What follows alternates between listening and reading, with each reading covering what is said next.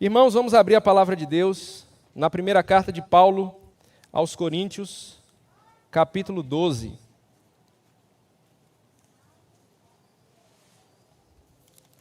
Primeira carta do apóstolo Paulo aos Coríntios, capítulo 12. A exposição dessa manhã, irmãos. Obrigado. A exposição dessa manhã, irmãos, diferente da exposição da semana passada, será uma exposição panorâmica. O que é que eu quero dizer com isso? Quero dizer que eu não vou expor palavra por palavra, sentença por sentença, como vimos na semana passada. Hoje nós vamos ver o capítulo 12 inteiro. Então, por isso, por uma questão de tempo, não tem como a gente expor palavra por palavra.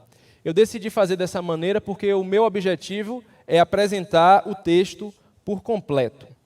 A segunda ressalva é que neste texto, nesse capítulo, os temas que são tratados são dons espirituais e a unidade da igreja.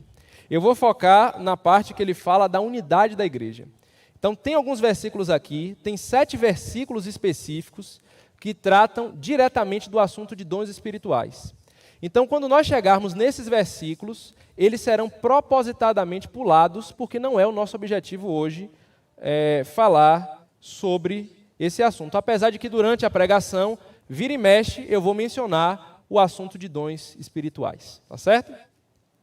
Na semana passada, a pregação foi sobre a confissão de Pedro.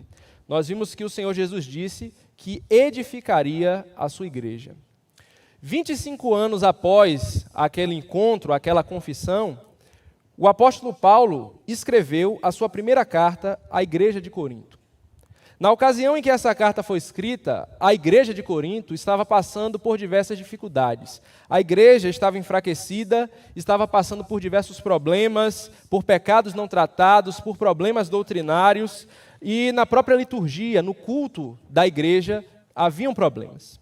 Então o apóstolo Paulo escreve essa carta para, de uma maneira geral, sabe quando você vê lá uma pessoa respondendo um monte de perguntas em um vídeo na internet? O apóstolo Paulo ele faz mais ou menos isso, ele vai tratar de vários temas, ele aborda um tema, encerra e vai respondendo os outros temas. E a partir do capítulo 11 dessa carta, o apóstolo Paulo ele vai tratar especificamente do assunto eclesiologia, o assunto da igreja. Então é por isso que ele vai desde o capítulo 11 até o capítulo 14 falando sobre isso. Quando você chega lá no capítulo 11, ele termina falando de ceia. E a partir do capítulo 12, ele começa a falar de dons espirituais, certo? Então, pensando nisso, o tema da nossa meditação será Igreja, Unidade na Diversidade, tá certo? Como nós vamos expor o capítulo inteiro, o modo como ele será apresentado será dividindo o texto em blocos. Então, à medida que a gente for lendo os blocos do texto, a gente vai parar, vai ponderar e observar algumas questões. A primeira passagem que vamos ler, o primeiro trecho que vamos ler desse capítulo, é do verso 1 até o verso 3. Primeira carta de Paulo aos Coríntios, capítulo 12, do versículo 1 ao verso 3, diz a Escritura Sagrada: A respeito dos dons espirituais, não quero, irmãos, que sejais ignorantes. Sabeis que outrora, quando éreis gentios, deixáveis conduzir-vos aos ídolos mudos, segundo éreis guiados. Por isso vos faço compreender que ninguém que fala pelo Espírito de Deus afirma, anátema a Jesus. Por outro lado, ninguém pode dizer, Senhor Jesus, senão pelo Espírito Santo. Então, meus irmãos, o apóstolo Paulo está dizendo aqui para os irmãos de Corinto mais ou menos assim: Igreja, eu quero que vocês entendam o seguinte: apesar de vocês estarem passando por todos esses problemas que eu venho tratando com vocês, desde o capítulo 1 até aqui, apesar de vocês estarem passando por problemas morais, pecados não tratados, problemas doutrinários, eu quero que vocês entendam o seguinte: a prova cabal que vocês são de Deus é que, apesar de tudo isso, o Espírito Santo atua no meio de vós. É mais ou menos isso, sintetizando aquilo que ele diz nesse versículo 1. E o apóstolo Paulo, como é costumeiro de seus escritos, ele antecipa possíveis questionamentos. Então, você observa aqui que que entre linhas, pessoas poderiam perguntar: mas Paulo, como é que você pode dizer, estando longe, que esta igreja é uma igreja onde o Espírito Santo atua cabalmente, o Espírito Santo de fato atua? E ele responde, a partir do verso 2: sabeis que outrora, quando éreis gentios, deixáveis conduzir-vos aos ídolos mudos, segundo éreis guiados. O apóstolo Paulo está dizendo: irmãos, vocês eram idólatras. Quando eu cheguei aí na cidade de Corinto, lá em Atos capítulo 18, eu cheguei e encontrei um povo, judeus na sinagoga, encontrei gentios, e eu vi que a idolatria era muito forte no meio de vocês. Vocês eram idólatras, vocês serviam aos ídolos criados pela imaginação humana, sob a influência demoníaca. Mas vocês não estão mais nesse estado. Vocês nasceram de novo, vocês são convertidos, vocês mudaram. E a prova disso é que ele diz no verso 3: por isso vos faço compreender que ninguém que fala pelo Espírito de Deus afirma anátema a Jesus. Por outro lado, ninguém pode dizer Senhor Jesus, senão pelo Espírito Santo. Então ele está dizendo: meus irmãos, a confessionalidade de vocês em dizer que Jesus é Senhor mostra que o Espírito Santo atua no meio de vós. Hoje, nos nossos tempos, quando a gente vê uma pessoa falando Senhor Jesus, a gente passa despercebido. A gente pensa que isso é só mesmo um pronome de tratamento, eu chamo meu pai de Senhor, eu chamo uma pessoa idosa na rua de Senhor, mas não é essa a ideia que o texto está trazendo aqui. Na língua em que o Novo Testamento foi escrito, a palavra que foi traduzida como Senhor é a palavra Kyrios. A palavra Kyrios é uma palavra que era utilizada para se referir ao imperador romano. Quando uma pessoa chegava e dizia, Jesus é o Kyrios, Jesus é o Senhor, ela estava dizendo, Jesus, ele é divino. Jesus, ele é aquilo que os ímpios, que os incrédulos dizem que César é. E quando ele diz isso, ninguém pode dizer Jesus é Senhor, senão pelo Espírito Santo. Porque uma pessoa que fazia essa declaração publicamente, ela estava sendo exposta a ser considerada como traidora, trair o Império Romano. Lembrem que na época de Jesus, o Império Romano dominava o mundo. Então, uma pessoa que se levantava e dizia que outra pessoa era senhor além de César, ele era inimigo de César. E por isso, ele é inimigo do Império e ele deve ser morto. Então, somente uma pessoa, irmãos, guiada pelo Espírito Santo, somente uma pessoa de Deus, uma pessoa verdadeiramente convertida, poderia fazer essa declaração. E esses irmãos, apesar dos apesares, eles confessavam isso publicamente. Essa era a confissão daqueles irmãos, a confissão de fé daquela igreja. Jesus Cristo é o Senhor. E como é, irmãos? E por que ele faz essa distinção? A gente vê que uma igreja como essa, como a igreja de Corinto, a igreja mais problemática do Novo Testamento, com tantas coisas terríveis que aconteciam naquela igreja, se Paulo ele não fosse dirigido pelo Espírito Santo, ele poderia considerar aquela igreja como uma igreja apóstata. Não tem como. Se você ler a primeira carta de Paulo aos Coríntios, quando você chega lá na introdução, vamos ver aqui a introdução, marca aí o capítulo 12, a gente vai ver lá na introdução, só para você ver como Paulo se dirige a esses irmãos. Olha que coisa interessante.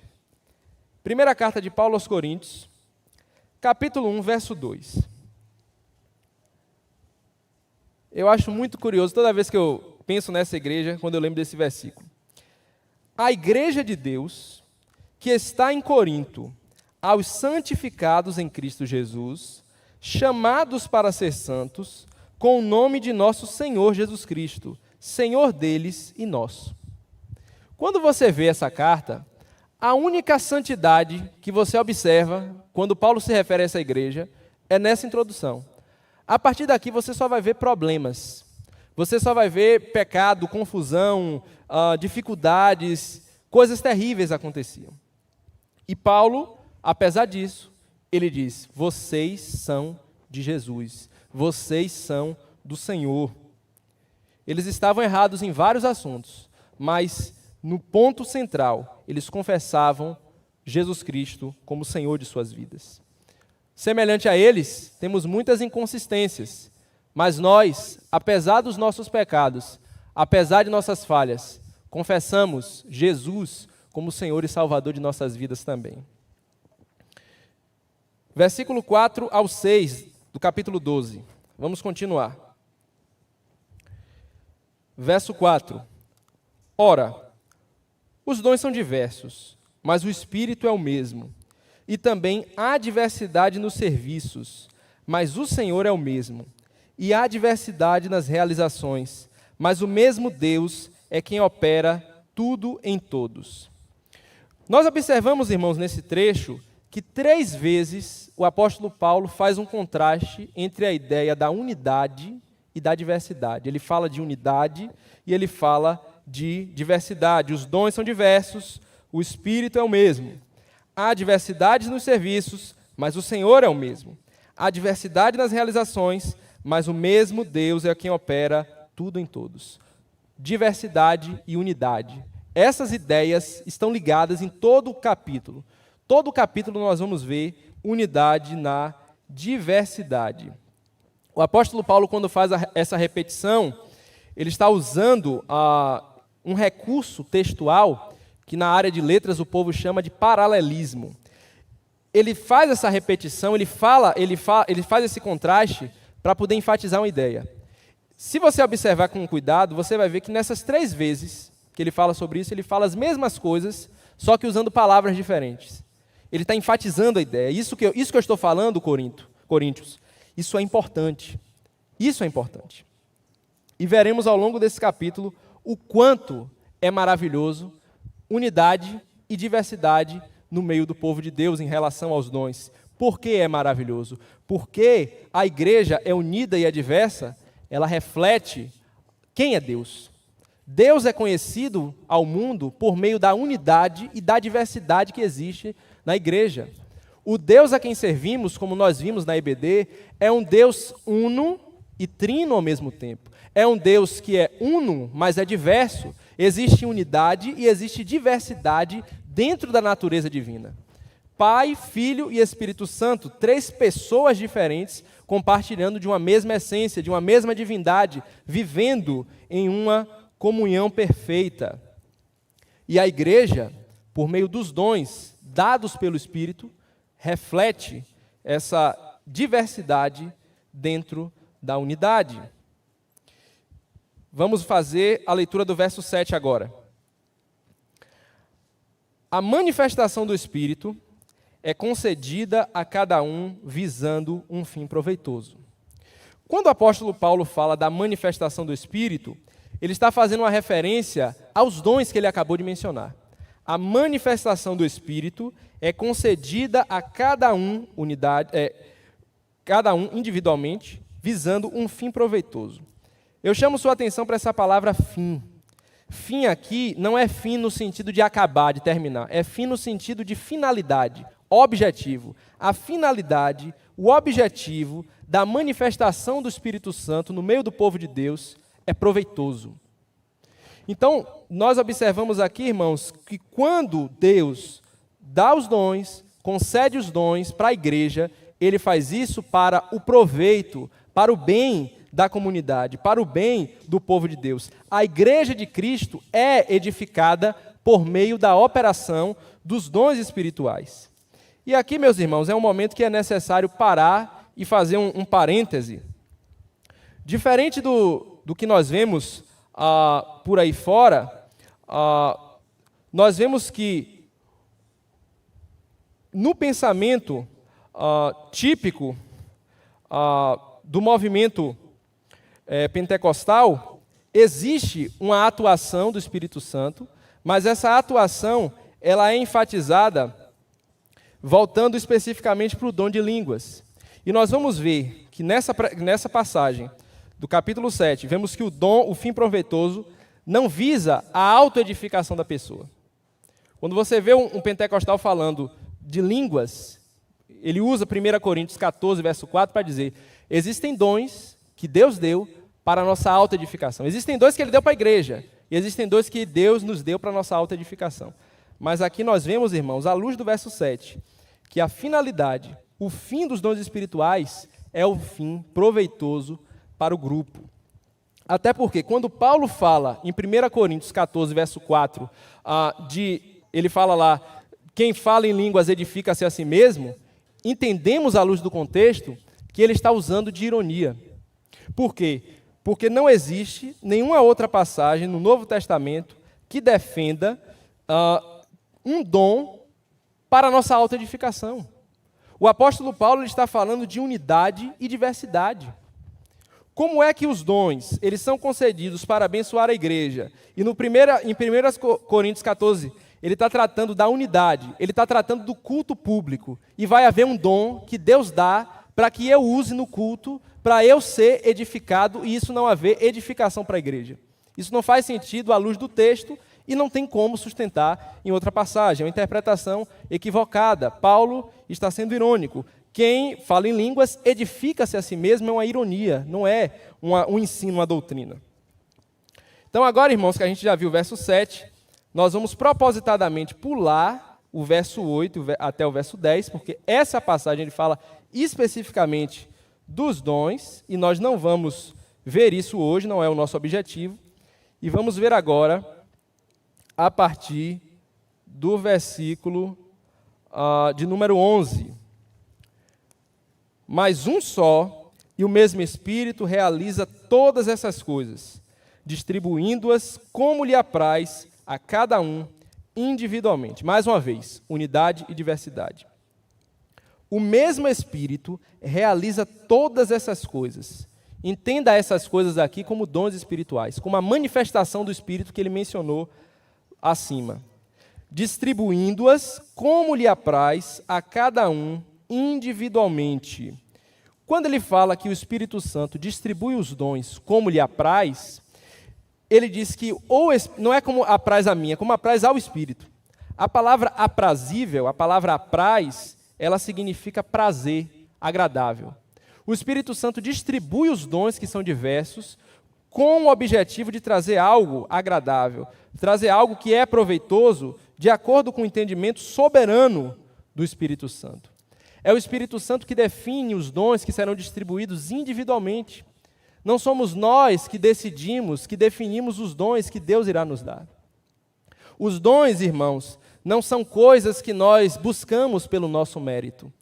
Você não recebe um dom espiritual jejuando, orando de madrugada. Eu não estou dizendo, irmãos, que essas coisas não são importantes para a nossa vida espiritual, para a nossa vida em santidade. O que eu estou dizendo é que dons espirituais, de acordo com o que a Bíblia diz, são soberanamente dados por Deus. Não são nossas escolhas, não é por nosso merecimento, não é por nossa bondade. Deus soberanamente faz isso como lhe apraz, de acordo com o seu propósito. E a igreja, ela é edificada. Cada um de nós recebemos esses dons. E aqui, mais uma vez, meus irmãos, eu chamo a sua atenção para essa ideia de unidade e diversidade. Versículo 12.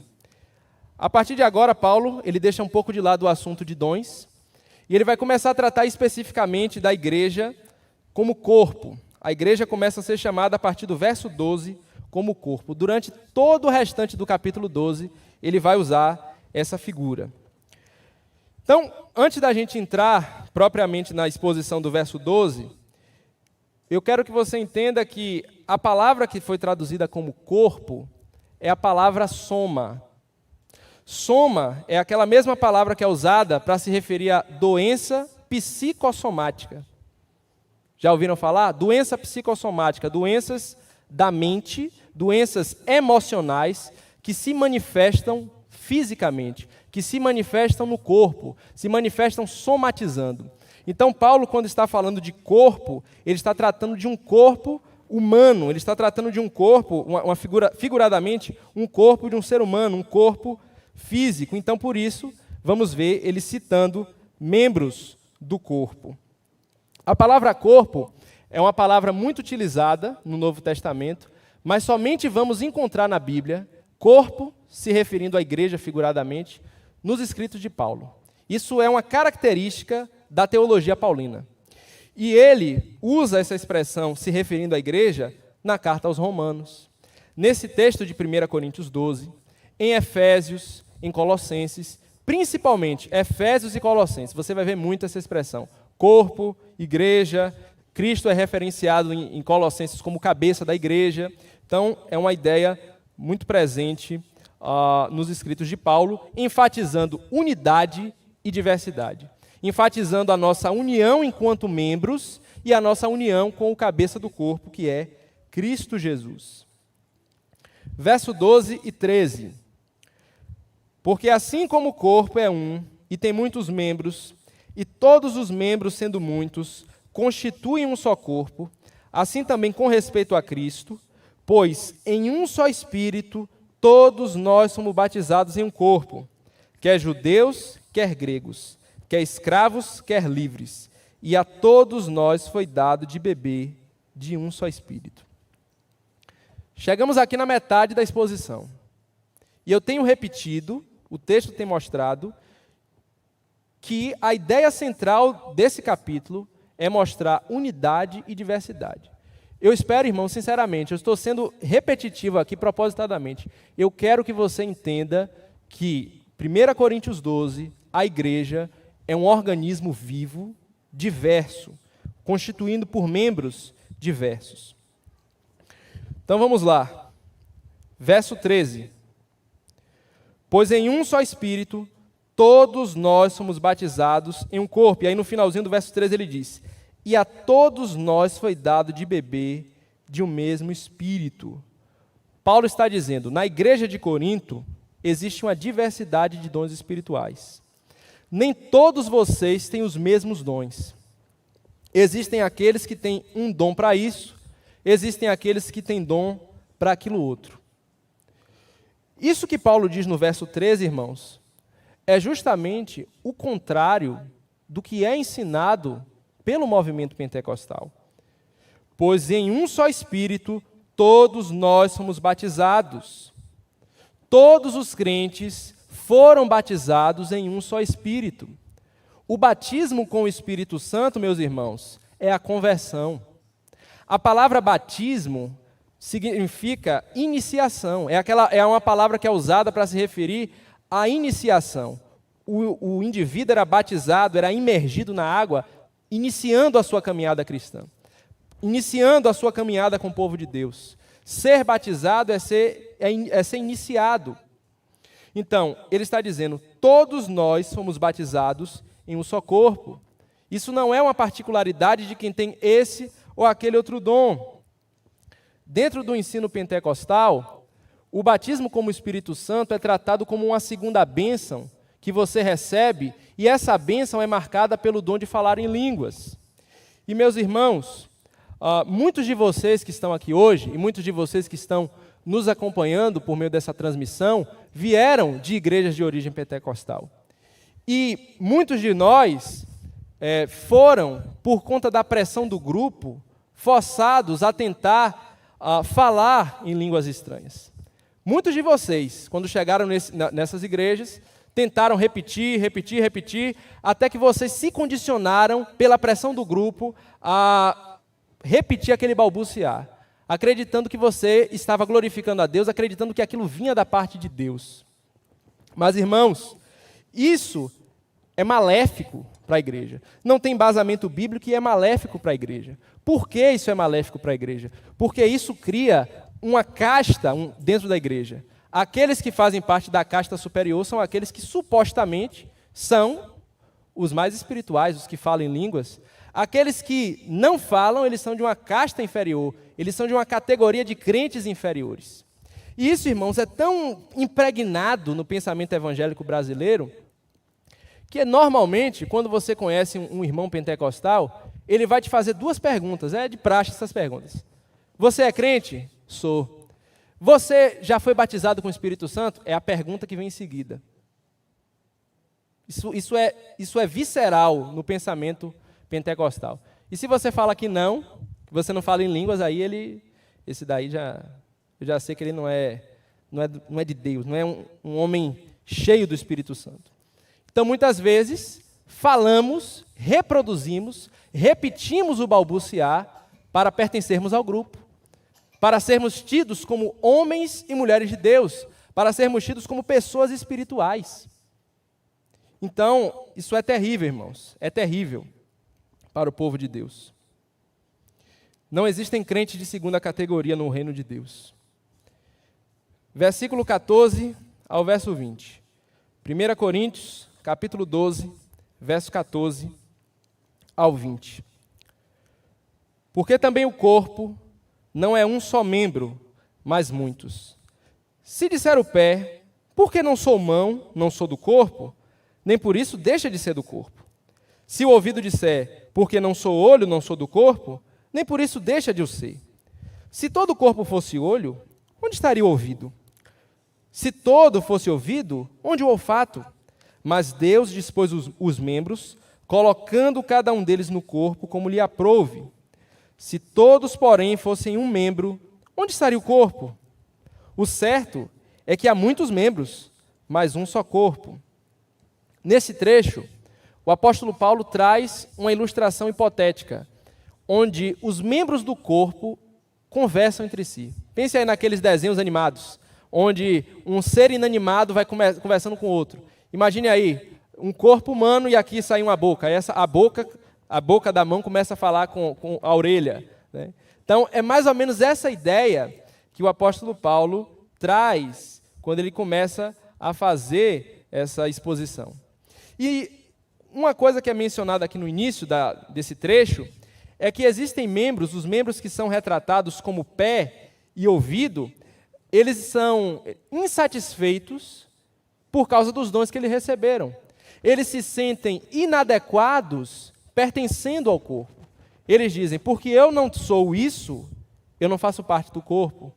Porque eu não sou aquilo, eu não estou apto para o corpo, eu não faço parte do corpo. E Paulo diz, essa ideia é equivocada. Cada membro do corpo é importante. Cada membro do corpo tem a sua função. Cada membro é importante para a unidade, a diversidade na unidade. Não devemos ter esse sentimento de inadequação por não termos aquele ou esse dom espiritual. E quando nós agimos, irmãos, com esse sentimento de inadequação, nós nos colocamos em desobediência àquilo que a Bíblia diz. Por quê? Vimos aqui, o Espírito Santo, ele concede cada um para um proveito, cada um dom visando um fim proveitoso. Ele concede os dons para fazer aquilo que lhe apraz. Quem faz a escolha dos dons não somos nós, é o Espírito Santo. Se você se queixa a Deus por causa dos dons, das habilidades que Ele lhe concedeu, ou por não ter concedido certas habilidades, você está indo contra o propósito de Deus para a sua vida e para o reino de Deus. Deus é soberano ao conceder os dons que Ele distribui a cada um de nós. Não é porque merecemos, não é porque pedimos, mas porque faz parte do propósito, faz parte do plano de Deus. Tudo o que acontece na sua vida faz parte desse plano. A família que você nasceu, os pais que você teve ou tem, a sua classe social, a educação que você tem, você não escolheu nada disso. Da mesma forma, os dons que Deus nos dá, nós não escolhemos. A palavra dom, irmãos, significa presente. Deus nos deu esses dons, Deus nos deu presentes para usarmos atuando no corpo de Cristo. Nós estávamos longe, nós éramos filhos da ira como os demais, mas fomos enxertados no corpo de Cristo. Nos tornamos participantes do corpo de Cristo e devemos ter a nossa função exercida. Verso 21 e 22. Não podem os olhos dizer à mão, não precisamos de ti, nem ainda a cabeça aos pés, não preciso de vós. Pelo contrário, os membros do corpo que parecem ser mais fracos são necessários. Agora, Paulo não está tratando daqueles membros que se sentem inadequados em relação ao corpo. Agora ele está tratando dos outros membros que acham certos membros desnecessários. Será que você pode dizer que um membro do seu corpo é desnecessário?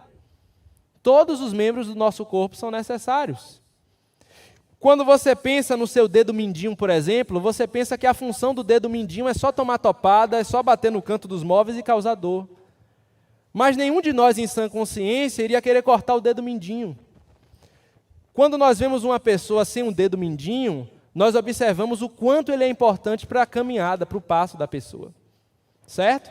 Então, todos os membros do corpo são importantes. Todos eles têm uma função para a glória, para a honra do Senhor. O corpo inteiro é importante. É certo que existem órgãos que no corpo humano são considerados como órgãos vitais. O cérebro, o coração, os rins, os pulmões, esses são órgãos vitais. Não tem como uma pessoa viver se esses sistemas estiverem danificados completamente. Entretanto, se você tiver um ferimento na pele, por exemplo, esse pequeno ferimento, ele pode se tornar uma infecção generalizada e o corpo inteiro sucumbir. Ainda que os órgãos essenciais sejam preservados, se esse ferimento levar a uma infecção generalizada para o corpo inteiro, a pessoa morre. Cada membro do corpo é importante. Cada membro do corpo é útil para o sucesso da causa de Cristo. Verso 23 e 24. E os que nos parecem menos dignos no corpo, a estes damos muito maior honra. Também os que em nós não são decorosos, revestimos de especial honra. Mas os nossos membros nobres não têm necessidade disso. Contudo, Deus coordenou o corpo, concedendo muito mais honra àquilo que menos tinha. Observe que Paulo, agora ele está tratando de um outro ponto. Nesse ponto ele está tratando de membros que ele chama de membros fracos, membros sem dignidade, membros indecorosos. Quando ele se refere às partes indecorosas, ele está se referindo àquelas partes íntimas do corpo que, se nós expormos, é tratado como indecente. Partes que nos causam constrangimento e vergonha de despi-las, de mostrar publicamente. Isso é que ele chama de partes indecorosas. E as partes que ele chama de menos dignas são aquelas partes que, apesar de não serem indecorosas, nós temos vergonha de mostrar. Pense aí no pneu, gordura localizada, a estria. Essas partes são partes menos dignas. Não são indecorosas, mas temos constrangimento de apresentar. E o que é que ele diz? Essas partes, nós damos a ela maior honra. Nós damos a elas especial honra. A palavra honra aqui, irmãos, traz a ideia de cobrir. Lembre que na Bíblia, nudez, a exposição é tratada como vergonha, como pecaminoso. O tratamento que nós damos para as partes do nosso corpo não é uma parte igual. Eu não vou tratar as minhas mãos da mesma forma que eu trato os pés, e assim sucessivamente. Vestimos o nosso corpo, protegemos o nosso corpo de modo diferente. Cada parte, ela é tratada de uma forma diferente. Damos uma atenção especial para cada parte. Nem todas as partes do nosso corpo precisam da mesma atenção. Quando você está para tomar um tapa na cara, o que é que você faz? Você faz assim? Não, você faz assim. Os membros servem para proteger as partes mais sensíveis. Nós precisamos ter isso em mente quando pensamos no corpo de Cristo. E isso é aplicado na Igreja de Deus, pensando no Novo Testamento, nas viúvas, nos órfãos, nos mais pobres. Essas partes, as partes indecorosas, as partes menos dignas, são essas partes que nós devemos cobrir. São essas partes que nós devemos proteger a nudez. Temos que cuidar desses irmãos. E Paulo diz que os membros mais nobres não têm necessidades especiais como essa. Isso é óbvio quando tratamos do nosso corpo, mas quando pensamos na Igreja de Cristo, muitas vezes não tratamos dessa forma. Usamos aquela ideia de que todos, por sermos membros, temos que receber a mesma atenção, mas não é assim, irmãos. A prioridade, a atenção especial é para quem precisa mais dessa atenção. Deus nos deu a graça de sermos constituídos como membros de Cristo, como parte do corpo de Cristo, para que aqueles que são mais nobres, aqueles que são considerados os membros mais fortes, proteja, cubra os mais fracos, cubra os indecorosos, cubra os indignos. Mas, por outro lado, irmãos, os membros que são indecorosos, que são indignos, que são fracos, eles não são colocados por nós no nosso corpo como uma bolha. Não, eu não vou usar esse membro não, porque é mais sensível. Não. Se você tiver uma prisão de ventre, o seu corpo inteiro é prejudicado. Se você tem uma infecção urinária, o seu corpo inteiro é prejudicado. O corpo inteiro, os membros fortes, os membros fracos, os membros indecorosos e indignos, eles precisam trabalhar para benefício do corpo. Damos atenção diferentes, mas todos atuam para o bem do corpo. Verso 25 ao 27. Para que não haja divisão no corpo. Pelo contrário, cooperem os membros com igual cuidado, em favor uns dos outros. De maneira que se um membro sofre, todos sofrem com ele. E se um deles é honrado, com ele todos se regozijam. Ora, vós sois corpo de Cristo, e individualmente membros desse corpo. O apóstolo Paulo, irmãos, começa o verso 25 dizendo que Deus, ele estabeleceu essa diferença de propósitos individualmente e como unidade do corpo, com um propósito, para que não houvesse divisão, para que não houvesse problemas na condução do corpo. Imagine, se todas as partes do corpo fossem tratadas da mesma forma, imagine que situação a gente ia viver, né? Se nós superprotegêssemos, se nós protegêssemos excessivamente membros que deveriam se expor mais, isso seria maléfico para o restante do corpo. E por outro lado, se nós expuséssemos membros que deveriam ser mais protegidos, com aquela ideia de igualdade para todos, ser tudo igual para todo mundo, uma coisa padronizada, isso traria sérios problemas para o corpo. E ele continua no verso 25. Cooperem os membros com igual cuidado em favor uns dos outros, de maneira que se um membro sofre, todos sofrem com ele. E se um deles é honrado, com ele todos se regozijam. Paulo está dizendo, cada membro do corpo trabalha para o benefício do corpo como um todo.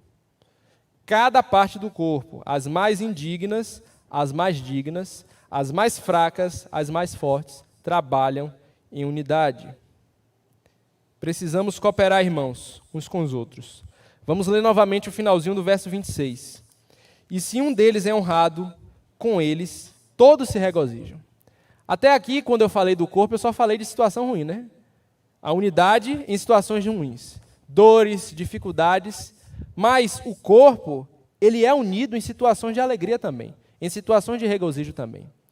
Pense aí naquela sede. Você num calor de Salvador, morrendo de sede. E aí você tem a oportunidade de beber um copo d'água bem gelado. A única parte do seu corpo que tem um contato direto com essa água é a boca. Mas o corpo inteiro sente os efeitos disso. O corpo inteiro, com o corpo inteiro você manifesta prazer, regozijo em ter bebido aquela água. Pense também em uma massagem que você recebe nas costas ou nos pés. A massagem é feita nessas partes específicas, mas você relaxa o corpo inteiro. Pense também numa coisa engraçada. Você ouve uma coisa engraçada, você ri com o corpo inteiro. Às vezes você ri e se joga no chão de dar risada, chora. O corpo deve estar unido em situações de tristeza e em situações de alegria também. Isso é unidade na diversidade. Vamos reler o verso 27. Ora, vós sois corpo de Cristo e individualmente membros desse corpo. Então, irmãos, Paulo, ele fecha essa parte do texto fazendo uma síntese de tudo que ele apresentou no início do capítulo. Tratamos de unidade e diversidade. Vimos que a igreja é um organismo vivo que está interligado espiritualmente por meio do Senhor Jesus Cristo.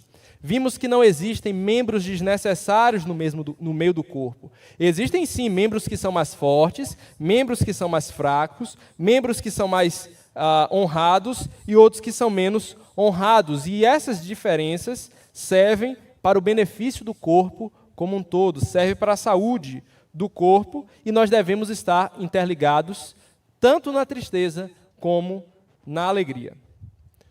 O texto exposto, vamos agora para as aplicações.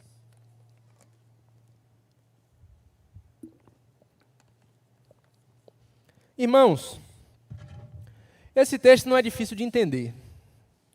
Às vezes você, em uma leitura superficial, você consegue pegar toda a ideia do texto e entender. A nossa maior dificuldade com esse texto, irmãos, é aplicá-lo na nossa vida diária.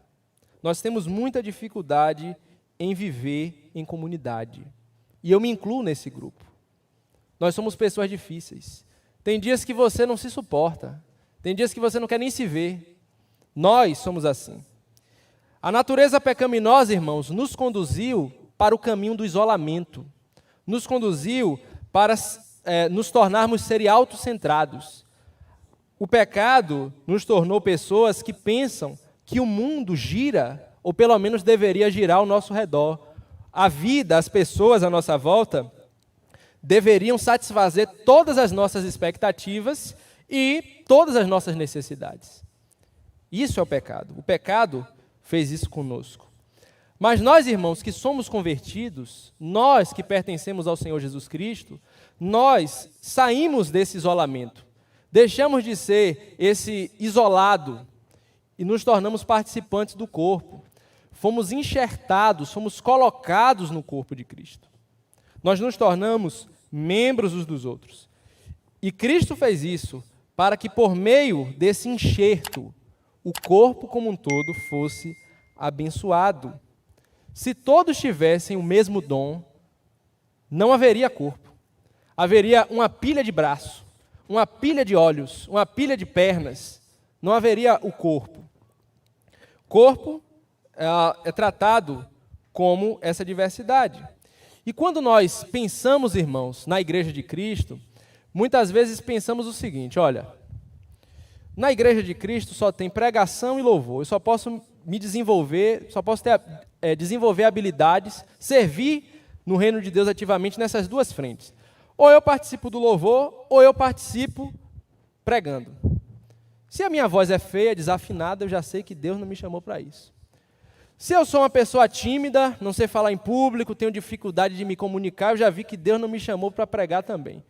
Então, se eu não sei cantar e não sei pregar, então eu não tenho mais o que fazer.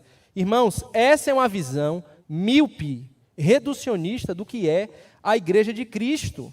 A Igreja de Cristo é muito mais do que esses elementos que nós observamos, irmãos. Igreja de Cristo é muito maior. Você já pensou alguma vez quem são as pessoas que limpam essa igreja, esse lugar durante a semana? Quem são as pessoas responsáveis pela manutenção desses ar-condicionados?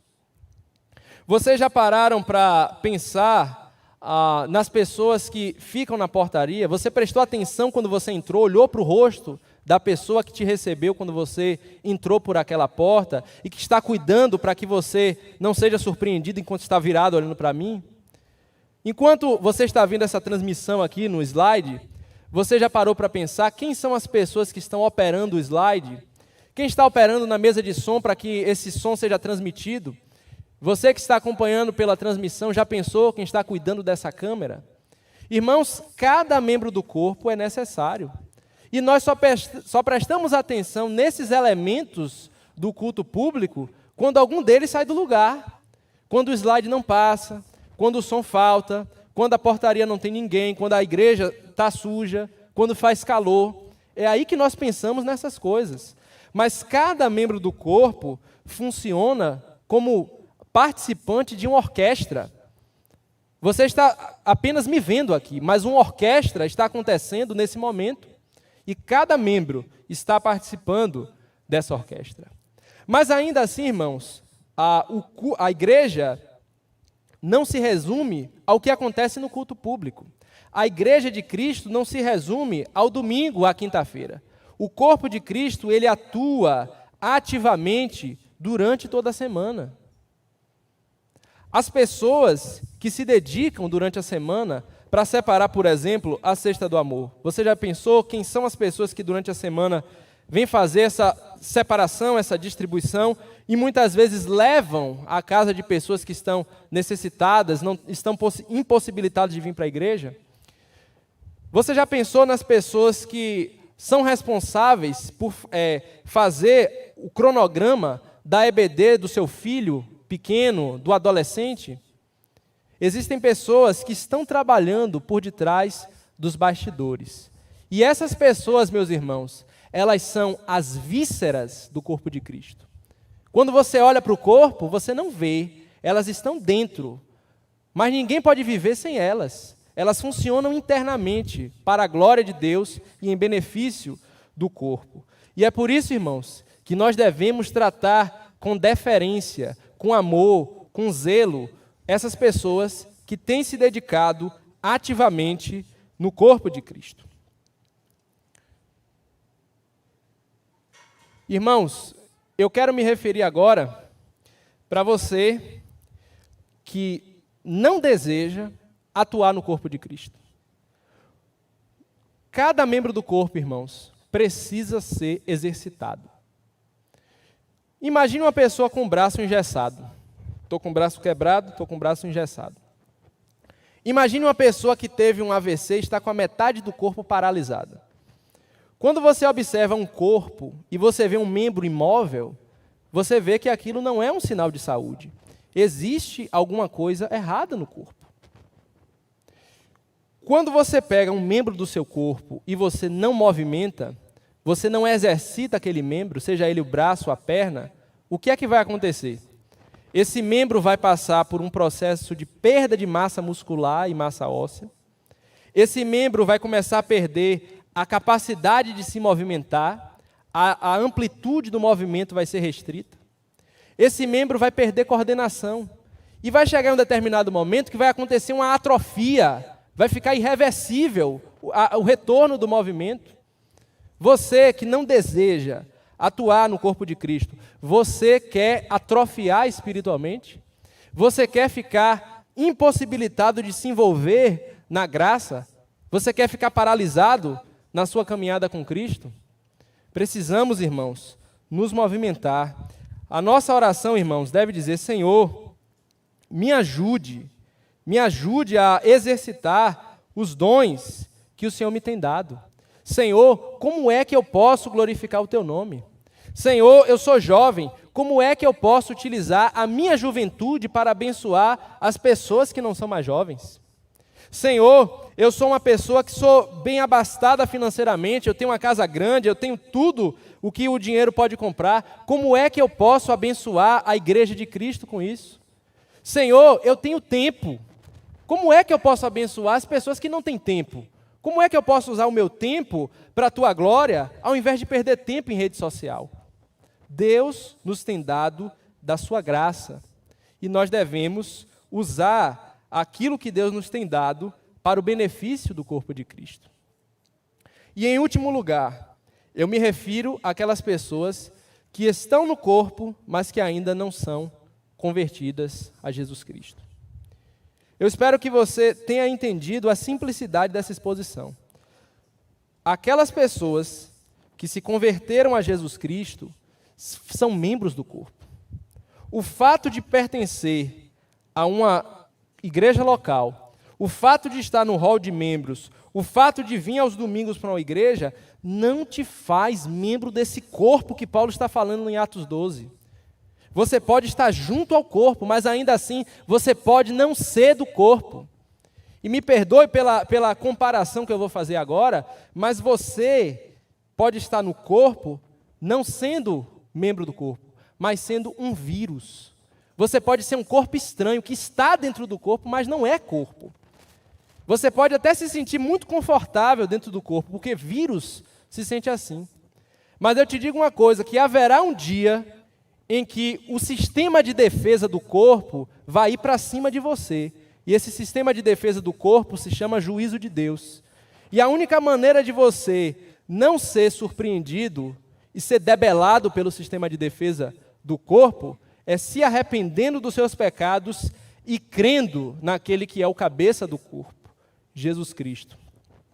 Arrependa-se do seu pecado, creia que Jesus Cristo morreu para te salvar, creia que Jesus Cristo morreu uma morte substitutiva, e assim como a igreja de Corinto, diga de todo o seu coração: Jesus Cristo é o Senhor da minha vida, Jesus Cristo é o meu Salvador, e você será salvo, você vai deixar de estar nessa condição de vírus, nessa condição de corpo estranho, e será enxertado como membro do corpo de Cristo. Amém? Vamos orar. Senhor Jesus Cristo, Pai, Espírito Santo, nós te glorificamos, Deus, agradecemos pela Tua palavra, que é viva e eficaz. Ó Deus, a palavra é maior do que o mensageiro. Eu te agradeço pela oportunidade de poder expor esse texto. Sei que não o expus da melhor forma possível, mas eu te peço, ó Pai, que o Teu povo seja edificado. Eu peço que o Teu Espírito Santo possa falar aos corações. Nas minhas limitações humanas, eu só posso levar as palavras até os ouvidos. Somente o Senhor, Espírito Santo, é capaz de conduzir essas palavras ao coração. E, ó Deus, eu te peço que o Senhor faça isso na vida de cada irmão que está aqui, e que o Senhor haja na vida daqueles que não se converteram a Jesus Cristo. Tenha misericórdia, ó Deus. Te peço, para a Tua glória, no nome santo e precioso do Senhor Jesus Cristo. Amém. Você foi edificado e gostaria de contribuir com o Ministério Mateus Bittencourt Oficial? Para isto, basta mirar a câmera do seu celular no QR Code que está aparecendo na tela. Ou, se preferir, realize um Pix do valor que desejar para a chave Pix: donativos.mateusbittencourt@gmail.com. Inscreva-se no nosso canal do YouTube e siga-nos no Instagram, @Mateus Bittencourt Oficial. Que a graça do Senhor Jesus Cristo esteja com você.